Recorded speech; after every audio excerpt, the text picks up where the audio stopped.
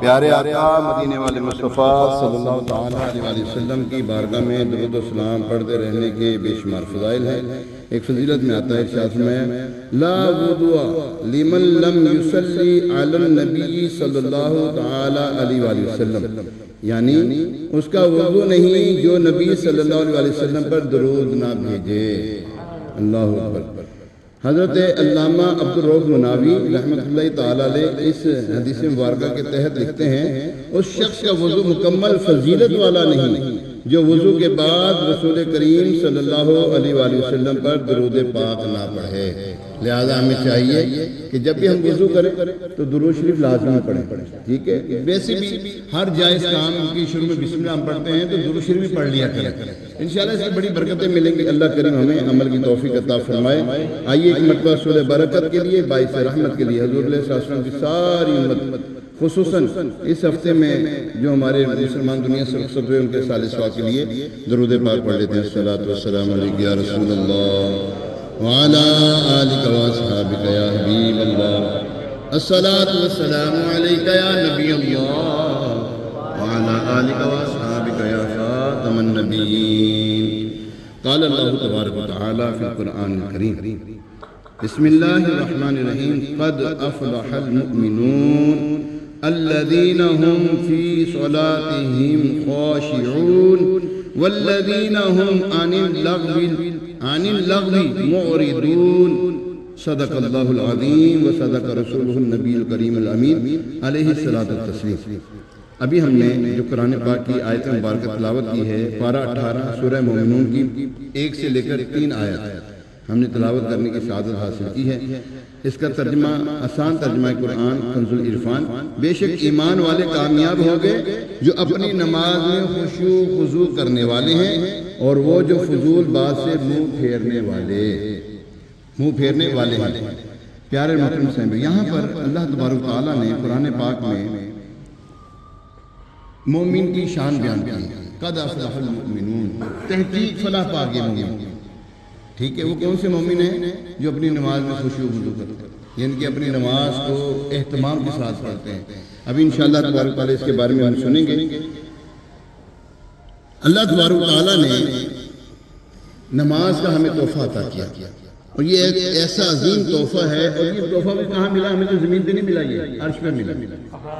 ہاں، حضور علیہ السلام معراج پر تشریف لے جاتے ہیں، اللہ کی بارگاہ میں حاضر ہوتے ہیں، اللہ تبارک تعالیٰ کی طرف سے انعام ملتا ہے، تحفہ ملتا ہے، امت کے لیے تحفہ دیا جاتا ہے۔ وہ کیا ہے؟ وہ نمازوں کا تحفہ دیا جاتا ہے، 50 نمازوں کا تحفہ دیا جاتا ہے۔ پھر مشکل کشائی کرنے والے ہمارے نبی حضرت موسیٰ علیہ السلام نے ہم پر کرم فرمایا، ہماری آسانی فرمائی، عرض کی یا رسول اللہ صلی اللہ علیہ وسلم آپ کی امت جو ہے وہ 50 نمازیں نہیں پڑھ پائے گی، جائیں کچھ کم کروائیں۔ تو حضور علیہ السلام نے آپ علیہ السلام کی بات کو سنتے ہوئے مانتے ہوئے پھر چلے گئے۔ حضور اللہ تبارک تعالیٰ کے بارے میں 5 نمازوں پر تخفیف کروا لی۔ یوں 9 مرتبہ جو ہے حضرت موسیٰ علیہ السلام نے اللہ تبارک تعالیٰ کی بارگاہ میں بھیجا، جائیں یا رسول اللہ صلی اللہ علیہ وسلم۔ ابھی جب 5 ہوگی پھر عرض کرتے ہیں کہ ابھی بھی آپ کی امت 5 نمازیں نہ پڑھ سکیں گی۔ اب آپ ارشاد فرماتے ہیں اے موسیٰ مجھے اپنے اللہ سے حیا آتی، مجھے اپنے رب سے حیا آتی کہ میں اور کم کروں۔ بھائی دیکھو، دنیاوی دستور یہ ہے کہ ہمیں کوئی تحفہ دے کے ہم کرواتے ہیں، کوئی ہمیں 1 لاکھ روپیہ دے، نہیں عائشہ رہن دے، گھر کا 50,000 دے، نہیں اسی کہنے اور ملے مل زیادہ بہتر ہے، ہمیں اور زیادہ مل جائے تو اچھی بات ہے۔ لیکن دیکھیں وہاں پر اللہ تبارک تعالیٰ بھی کرم فرماتا ہے، فرمایا اے محبوب آپ کی امت 5 نمازیں پڑھے گی، ثواب 50 کا دوں گا۔ پڑھے گی 5 نمازیں، ثواب 50 کا دوں گا۔ اللہ کتنا رحمان ہے یار ہمارا، کتنا رحیم ہے، کتنا کریم ہے، اور محبوب علیہ السلام کی کتنی برکتیں ہمیں ملتی رہتی ہیں۔ اچھا یہ جو ہم پڑھتے ہیں نا وہ کیا نام ہے، وتر پڑھتے ہیں، 3 وتر پڑھتے ہیں۔ روایت میں مضمون موجود ہے نبی پاک علیہ السلام جب سدرۃ المنتہا پہنچے نا، سدرۃ المنتہا کیا ہے؟ حضرت جبریل امین علیہ السلام کے رہنے کا مسکن۔ جب وہاں پر پہنچے نا تو عرض کی یا رسول اللہ صلی اللہ علیہ وسلم کچھ یہاں پر برکت کے لیے کچھ آپ عبادت فرما دیں، کچھ نماز پڑھ دیں۔ حضور نے ایک نماز ایک رکعت ادا فرمائی، پھر خیال آیا کہ چلو میں اپنی طرف سے بھی جو ہے میں پڑھ لیتا ہوں اپنی طرف سے بھی. ایک تو جبریل امین علیہ السلام نے عرض کی، دوسرا اپنی طرف سے پڑھی. جب دوسری رکعت مکمل ہونے لگی تو اللہ تبارک تعالیٰ کی طرف سے پیغام آیا، اے محبوب ہماری طرف سے بھی ایک پڑھ دو.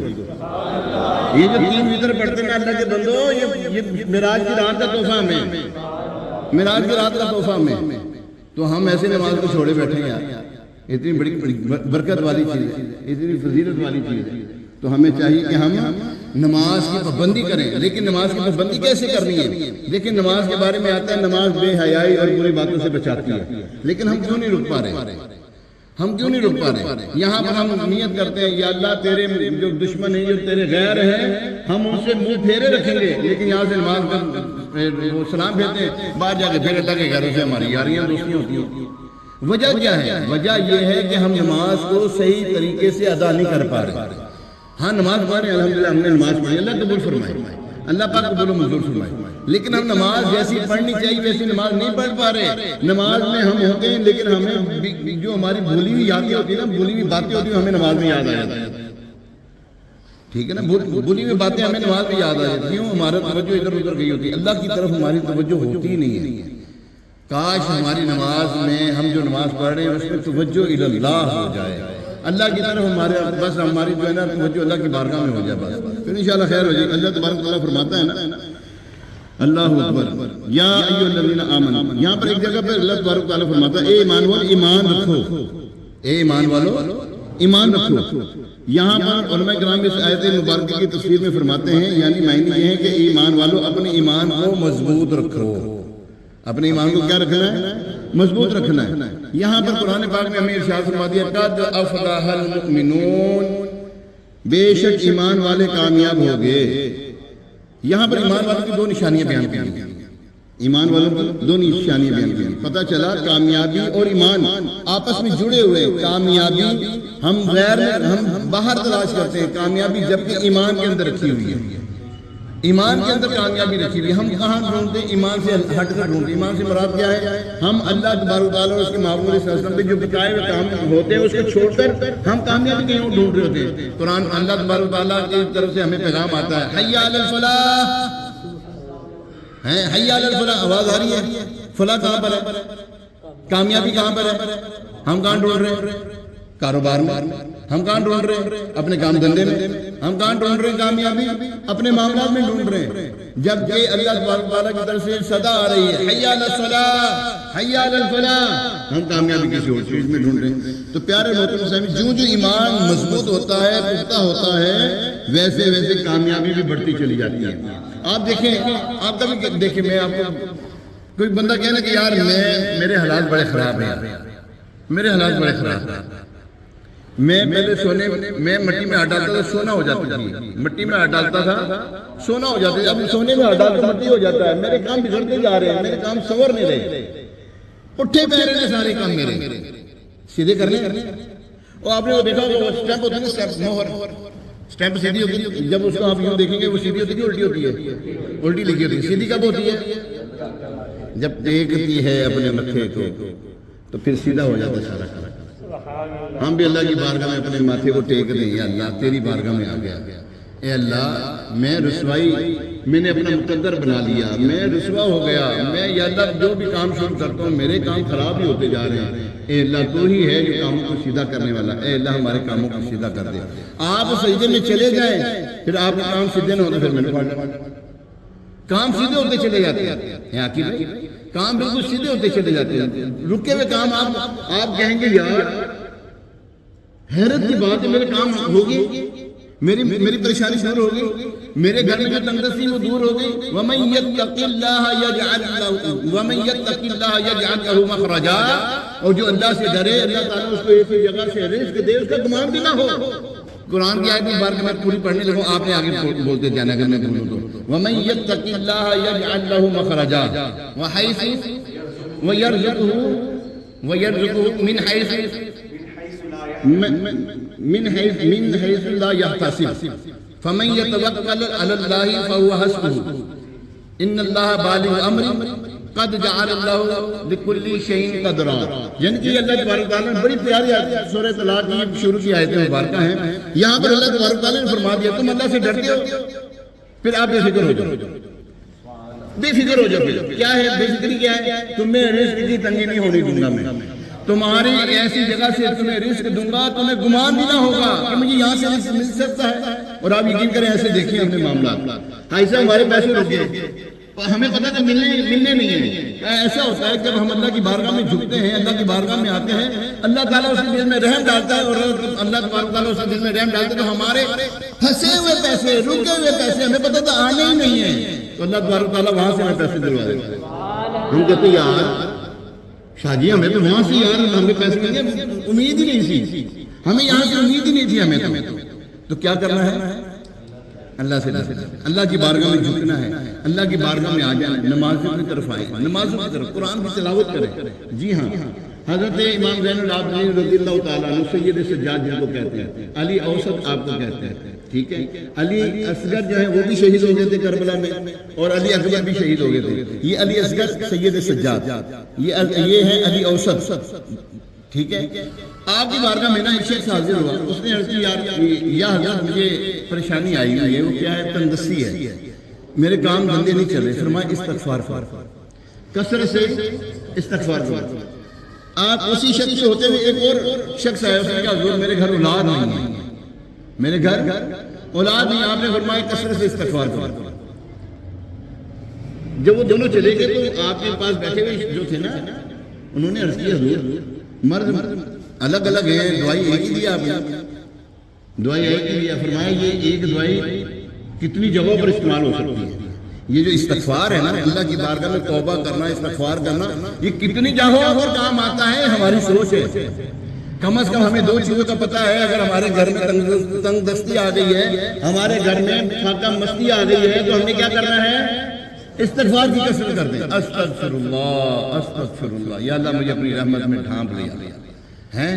پھر کیا ہوگا؟ اگر کسی کے گھر میں اولاد نہیں ہے وہ بھی استغفار کرے، اللہ کے کرم سے انشاءاللہ اس کو اللہ تعالیٰ اپنے کرم سے اولاد دے گا۔ پیارے محترم سامعین، آگے فرماتا اللہ تبارک تعالیٰ ایک دوسری جگہ پہ ارشاد فرماتا وَأَنْتُمُ الْأَعْلُونَ إِن كُنتُم مُؤْمِنِينَ، اگر تم ایمان والے ہو تو تم ہی غالب آؤ گے، یعنی اے مسلمانوں، اے محبوب صلی اللہ علیہ وسلم کے غلاموں، غالب تم ہی رہو گے، بس شرط یہ ہے کہ اس سچے ایمان والے ہو جاؤ، اللہ پر کامل بھروسہ رکھنے والے بن جاؤ۔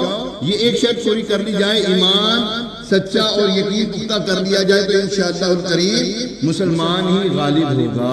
اب دیکھیں نا غزوہ بدر میں کیا ہوا تھا؟ 313 مسلمان تھے، مستقیم ہو گئے، اور اللہ تبارک تعالیٰ پر یہ پکا یقین کیا، حضور صلی اللہ علیہ وسلم کی گفتگو، حضور صلی اللہ علیہ وسلم کے فرمان کے مطابق ایمان کے پکے ہو گئے، تو پھر اللہ تبارک تعالیٰ نے فرشتوں کو نزول فرمایا۔ اور یہی نہیں بلکہ کفار کو یہ 313 اپنے مقابلے میں 2000 نظر آ رہے تھے، کفار کو اپنے مقابلے میں یہ 2000 نظر آ رہے تھے، ڈبل اپنے سے دگنے نظر آ رہے تھے۔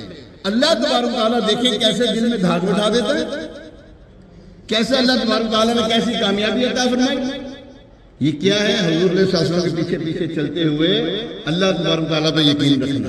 اب یہ نہیں ہو سکتا کہ آپ تو اللہ تبارک تعالیٰ میں بس میرے لیے اللہ کافی ہے، میرے لیے اللہ کافی ہے، میرے لیے اللہ کافی ہے، اب حضور صلی اللہ علیہ وسلم کو چھوڑے بیٹھے اور جہنم میں جاؤ گے سیدھے۔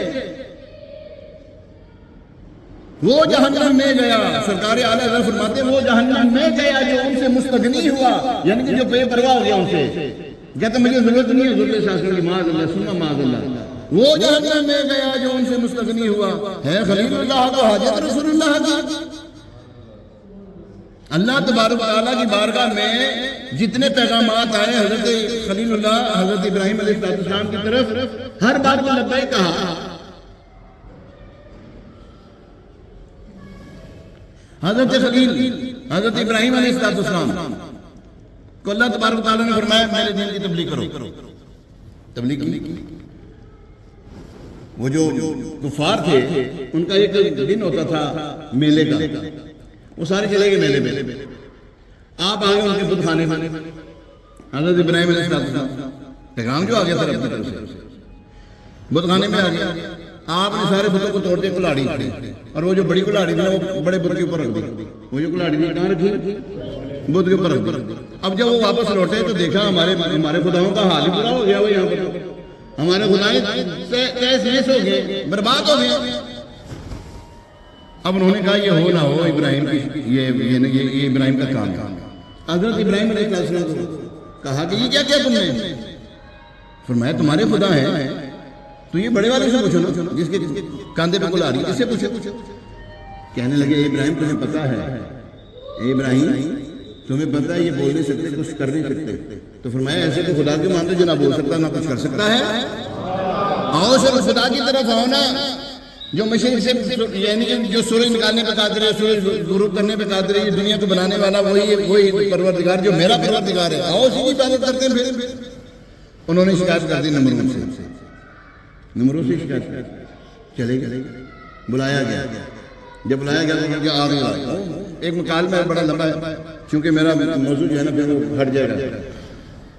آگ جلائی گئی، قصہ مختصر، حضرت ابراہیم علیہ السلام کو آگ میں ڈال دیا گیا، اور آپ ایک چھوٹی موٹی آگ میں بہت بڑی آگ میں ڈال دیا گیا۔ جبریل امین علیہ السلام تشریف لاتے ہیں، حاضر خدمت ہوتے ہیں، اے ابراہیم کوئی حاجت ہے؟ فرمایا میری تجھ سے کوئی حاجت نہیں، میری تجھ سے کوئی حاجت نہیں ہے۔ تو پھر آپ اپنے رب کو کہتے ہیں، کہنے لگے میرے رب، آپ فرمانے لگے میرا رب مجھے جانتا ہے، میرا رب مجھے جانتا ہے۔ تو پھر اللہ تبارک تعالیٰ کی طرف سے پیغام آتا ہے، قلنا یا نار کونی بردا وسلاما علی ابراہیم، قلنا یا نار کونی بردا وسلاما علی ابراہیم، اے آگ تو ٹھنڈی ہو جا، اور ایسی ٹھنڈی، اب تیرے کو نا ٹھنڈی جو ہے نا ٹھنڈی وہ بھی نقصان پہنچاتی ہے، فرمایا سلامتی والی ٹھنڈی ہو جا۔ اللہ کا پیغام آیا، مانا، اللہ نے بچایا کہ نہیں بچایا؟ اللہ غذایا نہیں مجھے۔ دوسری چیز، اللہ تبارک تعالیٰ نے آپ کو 90 سال کے بعد جا کر بیٹا عطا فرمایا، حضرت اسماعیل علیہ السلام۔ ابھی دودھ پیتے ہیں، فرمایا ان دونوں کو ایسی جگہ چھوڑ دو، جنگل نہیں صحرا میں چھوڑ دو، نہ کوئی صاحبان ہے، نہ کوئی وہاں پہ سایہ دار کوئی چیز ہے، نہ کچھ لینا نہ ساری زندگی وہاں پہ کوئی نہیں۔ جب جانے لگے نا چھوڑ کر کے، یہاں پہ چھوڑنا ہے، جب چھوڑ کے جانے لگے نا، آپ کی زوجہ محترمہ حضرت حاجرہ رضی اللہ تعالیٰ عنہ آپ عرض کرنے لگی میرے سرتاج ہمیں یہاں چھوڑ کے جا رہے ہو کس کے سہارے؟ ٹھیک ہے، آپ نے کوئی جواب نہ دیا، پھر آپ نے عرض کیا، پھر کوئی جواب نہ دیا۔ اچھا یہ بتاتے جائیں کہ اس میں اللہ کی مرضی ہے، اس میں اللہ کی رضا شامل ہے؟ فرمایا ہاں اس میں اللہ کی رضا شامل ہے۔ آپ نے فرمایا اب آپ سکون سے جائیں، اب آپ سکون سے جائیں، ہمارا رب ہمیں رسوا نہیں ہونے دے گا۔ یار یہ یقین ہے نا یار، یہ یقین ہے نا یار، میرا رب مجھے رسوا، عورت ذرا سے یار پتہ کچھ بھی نہیں ہے، تھوڑی سی خود نوش ہے، تھوڑی سی کھانے پینے کی چیزیں، تھوڑی سی بچہ دودھ پیتا ہے یار۔ فرمایا میرا رب مجھے رسوا نہیں ہونے دے گا۔ حضرت ابراہیم علیہ السلام چلے جاتے ہیں، ایک دن گزرا، 2 دن گزرے، چند دن گزرے، جتنا تھا ختم ہو گیا۔ ماں نے کچھ کھایا پیا نہیں، دودھ کہاں سے آنا تھا؟ اب بچہ پیاس کے لیے بلک رہا ہے، ٹھیک ہے۔ پھر آگے جو واقعہ آپ نے سن رکھا ہے، آگے چلتا ہوں۔ تھوڑے بڑے ہوئے حضرت اسماعیل علیہ السلام، فرمایا اے ابراہیم اپنا بیٹا قربان کرو۔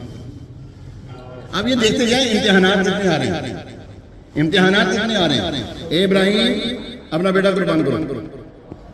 ایک دن گزرا، 2 دن گزرا، تیسرے دن یقین ہو گیا کہ اللہ کی طرف صحیح ہے، تو آپ چلے کرنے کے لیے۔ راستے میں شیطان آ جاتا ہے، اسماعیل کو ورگلاتا ہے، تو وہاں پہ پتھر اس کو مارتا ہے۔ کہنے لگے پتہ تمہارا ابا کہاں لے کے جا رہے تھے؟ آپ کے ابو جان کہاں لے کے جا رہے ہیں؟ کہنے لگے کسی کام سے لے کے جا رہے ہیں۔ کہنے لگے نہیں تو یہ ذبح کرنے جا رہے ہیں۔ کہنے لگے کبھی دیکھے کہ باپ اپنے بیٹے کو ذبح کرے؟ کہنے لگے یہ دیکھ رہے یہ کرنے جا رہے ہیں۔ کہنے لگے کیوں لے کے جا رہے ہیں؟ کہنے لگے ان کے رب کے نہیں ہوتے ہیں۔ کہنے لگے میرے رب نے کہا ہے نا تو جو کر رہے ہو صحیح کر رہے ہیں۔ ساری باتوں میں ایک چیز لازمی دیکھنی ہے آپ نے، میرا رب کہہ رہا ہے نا، میرے رب نے کہا ہے نا، میرے رب نے کہا ہے نا، میرے رب نے کہا ہے نا، تو مجھے مسئلہ کوئی نہیں۔ حضرت حاجرہ کے پاس چلا جاتا ہے شیطان، ایک بڈھے کی صورت میں، کہنے لگے حجرہ پتہ اسماعیل کو کہاں لے کے گئے تمہارے شوہر؟ کہنے لگے کسی کام سے گئے ہوں گے، شکار پہ گئے ہوں گے؟ نہ ذبح کرنے گئے۔ کہنے لگے پاگل ہو رہا ہے، اب باپ بھی اپنے بیٹے کو ذبح کرتا ہے، کبھی دیکھا تو نہیں؟ کہنے لگا ہاں وہ کرنے گئے ہیں۔ وہ کرنے کیوں گئے ہیں؟ کہنے لگے ان کو خواب آئی تھی اللہ کی طرف سے، ان کا پھر رب کی طرف سے آیا، پھر وہ جانے ان کا رب جانے۔ لو یہ سارے معاملات ہوتے ہیں۔ آگے بڑی ایک ڈیٹیل ہے، اگر آپ یہ پڑھنا چاہتے ہیں نا، وہ ہے نا کون سا بیٹا ہے، بیٹا ہو تو ایسا ماشاءاللہ، یہ بچے بھی پڑھے نا، بڑے بھی پڑھے، بڑا آپ کو بڑا مزہ آئے گا یہ واقعہ پڑھنے میں انشاءاللہ۔ امیر رسول نے بڑے پیارے انداز میں یہ رسالہ لکھا ہوا۔ اچھا آگے چلتے ہیں، بٹ بیٹا ذبح ہو گیا، چلو اب فرمایا میرا گھر تعمیر کرو، میرے گھر کی تعمیر کرو۔ اب گھر کی تعمیر ہو رہی ہے، حضرت اسماعیل علیہ السلام بھی لگے ہیں، حضرت ابراہیم علیہ السلام بھی لگے ہیں ماشاءاللہ۔ اللہ کریم ہمیں اور آپ کو وہ جگہ دکھائے، وہ مقام ابراہیم، وہ پتھر دکھائے جس کے اوپر حضرت ابراہیم علیہ السلام کے پیارے پیارے قدمین شریف ہیں۔ پتھر نے سمو لیا تھی اپنے اندر، پتھر نرم ہو گیا ان کے آگے۔ اب وہ پتھر جو ہے نا مبارک پتھر، اس کو اللہ تبارک تعالیٰ میری نشانی، اللہ فرماتا ہے یہ میری نشانی ہے، شعار اللہ، یہ اللہ کی نشانی ہے۔ اچھا جہاں جو دیوار اوپر ہوتی جاتی ہے، پتھر بھی اوپر ہوتا جاتا ہے، وہ پتھر بھی اوپر ہوتا جاتا ہے۔ اب جب دیوار یہ خانہ کعبہ کی تعمیر ہوگی نا، اب اللہ کی بارگاہ میں، پہلے اللہ کی بات مانی، اب اللہ کی بارگاہ میں ایک دعا کرتے ہیں، یا اللہ تو سے ایک چیز مانگ، فرمائے ابراہیم مانگ، یا اللہ تو نے جو کہا میں نے کیا، میری ایک خواہش ہے، میری ایک دعا ہے، میری ایک تمنا ہے، میری ایک آرزو ہے، یا اللہ وہ پوری کر۔ فرمایا اے ابراہیم ارشاد فرماؤ کیا ہے وہ، بتاؤ کیا ہے؟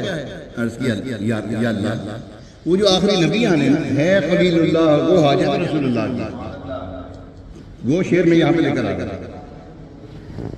عرض کی یا اللہ وہ جو آخری نبی آنے وہ میری آدمی سے کر دے، وہ میری اولاد میں سے کر دے، وہ جہنم میں گیا جو ان سے مستغنی ہوا، ہے خلیل اللہ وہ حاجت رسول اللہ کی۔ تو پھر اللہ تبارک تعالیٰ نے فرمایا اے ابراہیم ہم نے جو تجھے کہا تو نے کیا، جا تو نے جو کہا ہم نے بھی تجھے کر دیا۔ حضرت ابراہیم علیہ السلام حضور علیہ السلام کے جد اعلیٰ ہیں، حضرت حاجرہ دادی جان ہیں، جی ہاں ٹھیک ہے۔ یہ پیارے محترم یاد رکھیں، غالب ہمیشہ رہو گے کب؟ جب تم اللہ کے ہو جاؤ گے۔ ان الذین قالوا ربنا اللہ ثم استقاموا تتنزل علیہم الملائکہ الا تخافوا ولا تحزنوا وابشروا بالجنہ۔ اللہ اکبر۔ اور پھر فرمایا وَكَانُوا يُوعَدُونَ، اور اس میں ہمیشہ رہو گے۔ کیا ہے یہ؟ جن لوگوں نے کہا اللہ ہمارا رب ہے اور اسی پہ مستقیم ہو گئے، استقامت پذیر ہو گئے، اسی پر جٹے رہے، جمے رہے، فرمایا تتنزل علیہم الملائکہ۔ دیکھو 313 کی وہ جو ہے فوج کے اوپر اللہ تبارک تعالیٰ نے فرشتوں کا نزول نہ فرمایا، تتنزل علیہم الملائکہ، اللہ تخاف، ہمیں کوئی ڈر نہیں، ولا تحزنوا، بے خوف ہیں، وابشروا بالجنہ، اور ان کو جنت کی خوشخبری سنا دو۔ تو پیارے بھائی قد افلح المؤمنون، تحقیق فلاح پا گئے مومن، کون سے؟ جو اپنی نماز میں خشوع و خضوع کرتے ہیں۔ پہلے تو ایمان کی پہلے حلاوت چکھ لینا، ایمان ہے کیا، ایمان کی مٹھاس ہے کیا، ایمان کا ہمارے ساتھ رشتہ ہے کیا؟ ہمارے ساتھ ایمان کا رشتہ یہ ہے پیارے محترم صاحب، سچا ایمان، پختہ یقین کامل جو ہے نا جب ہو جاتا ہے بندے کا، تو پھر اللہ تبارک تعالیٰ اس کے اوپر انوار و تجلیات کا نزول فرماتا ہے۔ پھر بندہ وہ چیزیں دیکھتا ہے، یہ جو جہان ہے آپ کو معلوم کتنے جہان ہیں دنیا میں، کتنے جہان ہیں، کتنے جہان ہیں؟ نہ اور نہیں 18,000 جہان ہیں اس میں، ابھی ایک جہان میں ہیں ہم، اور جب بندہ اللہ کا ہو جاتا ہے اللہ تبارک تعالیٰ اپنے جہانوں کی سیر کراتا ہے۔ وہ بیٹھے بیٹھے کہاں پہنچ جاتا ہے، وہ بیٹھے بیٹھے یہاں بیٹھا ہوتا ہے، وہ منبر پہ بیٹھ کے کہتا ہے یا ساری اہل الجبل، حضرت عمر رضی اللہ تعالیٰ عنہ، پھر وہ جہان بھی دیکھ رہے ہوتے ہیں، غیب کا جہان ہے، نظر نہیں آ رہا، ہمیں نظر نہیں آ رہا، پھر ان کو نظر آ رہا ہوتا ہے۔ پھر عاصم بن بقیہ ٹھیک ہے وہ بیٹھے ہوتے ہیں اپنے نبی کی بارگاہ میں، اور ہزاروں میل کے فاصلے، سینکڑوں میل کے فاصلے پر جو ہے نا وہ تخت موجود ہوتا ہے، اور تخت بھی کوئی چھوٹا نہیں، بہت بڑا تخت ہوتا ہے، 40 سے 80 افراد اٹھاتے تھے اس کو۔ تو پھر جب کہا جاتا ہے کہ وہ تخت کون لے کر آئے گا، تو آپ عرض کرتے ہیں انا آتیکا بھی، میں لے کر آتا ہوں، کتنی دیر میں؟ عرض کی آپ اپنی پلک کو جھپکے بھی نہیں، تخت یہاں ہوگا، اور ایسا ہی وہ آپ نے پلک کو جھپکا نہیں تو تخت وہاں موجود تھا۔ آنے واحد میں یار، آنے واحد میں نینو سیکنڈز کے اندر آ گیا وہ تخت۔ اللہ تعالیٰ پھر وہ جہانوں کی سیر کرواتا ہے، پھر وہ جہانوں کی سیر کرواتا ہے، ہو تو جاؤ یار، ہو جاؤ اس کے یار۔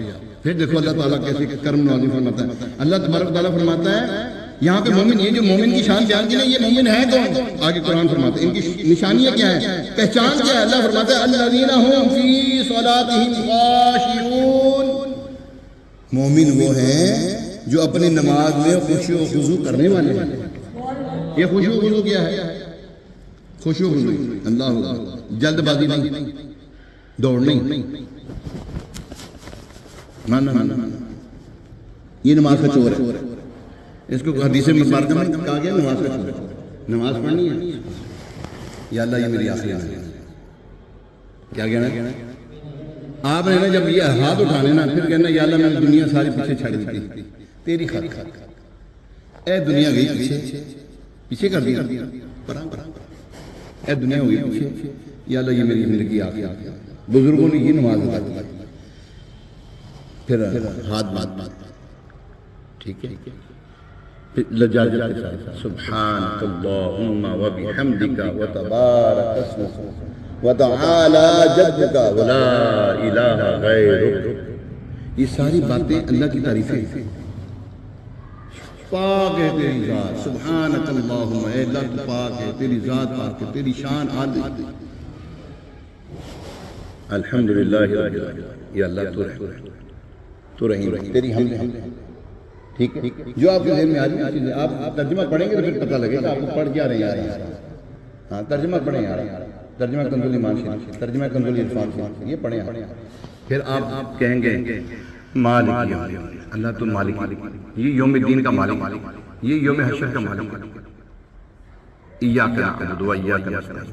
اعلیٰ حضرت ترجمہ یہ کیا، ہم تجھی کو پوجیں، توجہ رکھیں، ہم تجھی کو ہم بتوں کی نفی کر رہے ہیں، ہم تجھی کو پوجیں ہیں، ایاک نعبد و ایاک نستعین، ہم تجھی کو پوجیں اور تجھی سے مدد چاہیں، ہم تجھی کو پوجیں اور تجھی سے مدد چاہیں۔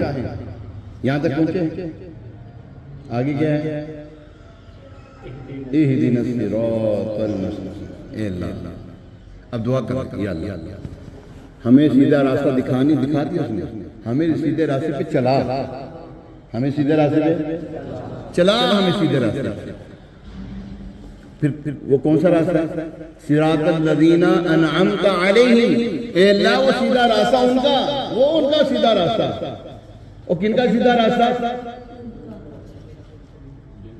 جن پر تیرا انعام ہے، جن پر تیرا انعام ہوا، یعنی انعام یافتہ ہے کون لوگ؟ جب ہم یہ کہتے ہیں پھر اللہ ہمیں شعور دیتا ہے، اللہ کی طرف سے شعور آتا ہے۔ وہ جو ہے نا انعام یافتہ لوگ ہیں کون؟ انعم اللہ من النبیین والصدیقین والشہداء والصالحین وحسن اولئک رفیقا، کیسے اچھے ساتھی ہیں کون؟ انبیاء، صدیقین، شہداء، صالحین۔ عرض کرتے ہیں یا اللہ یہ جو ہے نا چار سیڑھی کے 4 سٹیپ ہیں، یہ 4 سٹیپ جو ہے نا ہمیں اسی پر رہنا ہے، اس سے نہ زیادہ بڑھانا نہ گھٹانا، کیونکہ رب نے رکھی اتنے سٹیپ ہے، اتنے سٹیپ پہ چڑھیں گے تو اللہ کی بارگاہ میں پہنچ جائیں گے، انہی سٹیپوں پہ چڑھیں گے نا تو اللہ کی بارگاہ میں۔ اچھا چلیں بات ختم ہوئی، وہ بھول جائے گا سارا۔ اب انہی سٹیپ پہ اگر ہم رہیں گے نا تو پھر کیا ہوگا؟ اللہ کی بارگاہ میں پہنچیں گے ہم۔ اللہ تعالیٰ یہ نا نماز میں ہم یہ دعا کر رہے ہیں، یاد رکھیں، میں نے کتابوں میں پڑھا ہوا ہے، اللہ تبارک تعالیٰ اپنی شان کریمی سے بندے کے سامنے جو ہے نا اس کی رحمت آتی ہے، اس کی رحمت کہتی ہے اے بندے تو ادھر ادھر کیوں دیکھ رہا ہے، کوئی ہم سے بھی خوبصورت ہے تیرے پاس؟ جی ہاں، اور تو ادھر ادھر کیا دیکھ رہا ہے؟ ہم سے کوئی خوبصورت تجھے نظر آ رہا ہے جس کی طرف تو دیکھ رہا ہے؟ ہمیں تو دیکھ، اس کی رحمت متوجہ ہوتی ہے، اس کی رحمت. تبھی تو کہا نماز ایسے پڑھو کہ تم اللہ کو دیکھ رہے ہو، تم اللہ کو، اور کم از کم اتنا تو ہو کہ اللہ تمہیں دیکھ رہا ہے یار. یہ نماز کا اعلیٰ ترین وصف ہے، اعلیٰ ترین درجہ ہے کہ جب بندہ ہر چیز کو چھوڑ کر اللہ کی یاد میں آئے تو تبھی تو کہتا ہے قد افلح المؤمنون، اور فلاح پا گئے مومن، کامیاب ہو گئے مومن. وہ مومن کون ہے؟ الذین، فرمایا الذین ہم فی صلاتہم خاشعون، جو اپنی نماز میں خشوع و خضوع رکھتے ہیں، اپنی نماز عاجزی کے ساتھ پڑھتے ہیں. پیارے محترم، اللہ اکبر. حضرت صدیق اکبر رضی اللہ تعالیٰ عنہ نماز میں ایسے ہوتے گویا کہ گڑی ہوئی میخ ہلتی ہے، میخ کیل ہلتی ہے، ایسے کھڑے ہوتے. ہم بچے ہم نماز پڑھنے کی دیر ہے، نماز پڑھنے کے لیے کھڑے ہونے کی دیر ہے، اب ہمارے ہاتھ چلنے کی دیر ہے. اس سے پہلے کچھ نہیں ہو رہا ہوتا ہمیں. اب شیطان جو شیاطین، شیطانی شیاطین آ جاتے ہیں، کٹھا ہی ان کا جو ہے گروہ آ جاتا ہے، کبھی ورق لا رہا ہے، کبھی وسوسے ڈال رہا ہے، کبھی کچھ کر رہا ہے، کبھی کچھ کر رہا ہے. اب انسان ان چیزوں کو چھوڑ کر غوث اعظم رضی اللہ تعالیٰ عنہ دیکھیں نماز کی حالت میں شیطان سانپ بن کے آیا تھا. آپ توجہ ہی نہیں کرتے، توجہ ہی نہیں کرتے. پھر شیطان کہتے ہیں عبد القادر میں نے اس وعد سے کتنوں کو میں نے ان کی ولایت سلب کر دی ہے، لیکن میں تیرے پر قابو نہ پا سکا. تو یہ کیا ہے؟ اپنے آپ کو مضبوط رکھیں. ہلکی سی کوئی مکھی آیت ہے ہم اس کو لگے رہتے ہیں اس میں، ٹھیک ہے نا. حضرت عائشہ صدیقہ طیبہ طاہرہ عابدہ زاہدہ عفیفہ مفسرہ متقیہ مجتہدہ محدثہ عالمہ عارفہ فاضلہ رضی اللہ تعالیٰ عنہ. آپ فرماتی ہیں سرکار علیہ السلام ہم سے اور ہم آپ صلی اللہ علیہ وسلم سے گفتگو کر رہے ہوتے، لیکن جب نماز کا وقت ہو جاتا ایسے ہو جاتے جیسے ہمیں جانتے ہیں. نماز کا وقت آ گیا، اذان ہو گئی، اذان ہو رہی ہے، اب ایسے ہو جاتا جیسے ہمیں پہچانتے نہیں اور ہم آپ کو نہیں پہچانتے، ایسے ہو جاتے تھے. ہماری بات پھر رہے ہوتے ہیں، ہماری کام پہ جون نہیں، ہم اذان کے جواب بھی نہیں دیتے یار. تو پیارے محترم سامعین، اللہ پاک ہمیں بھی ایسے خشوع و خضوع کے ساتھ نماز پڑھنے کی سعادت دیتے ہیں. یہ حافظ قرآن جو ہوتے ہیں نا یار بڑے پیارے ہوتے ہیں یار. ہاں میں صحیح بتا، کیونکہ قرآن ہی ہوتا ہے.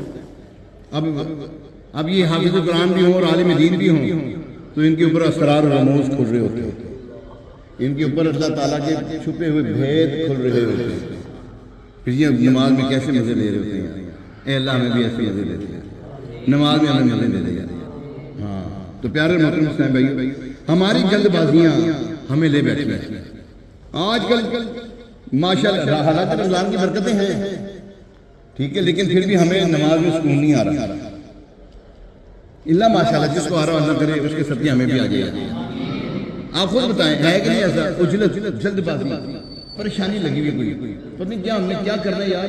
پتہ نہیں یہ جو دنیا کا نظام ہمارے ہاتھ میں ایسے ہم کر رہے تھے جیسے دنیا کا نظام ہمارے ہاتھ میں ہی ہے یار. نہیں پیارے ہمیں جو ذمہ داری دے گی نماز پڑھو، ذمہ داری یہ دی گئی اب اس کے لیے کھڑے ہو جاؤ، باقی ہر چیز کو بھول جاؤ، نماز ایسے پڑھنا ہے. پھر پیارے محترم صاحب کیا ہوگا؟ پھر انشاءاللہ تبارک تعالیٰ جب ہم نماز پڑھنے کے لیے کھڑے ہوں گے تو اللہ تبارک تعالیٰ ہم پر سکینہ نازل فرمائے گا، اطمینان نازل ہوگا ہم پر.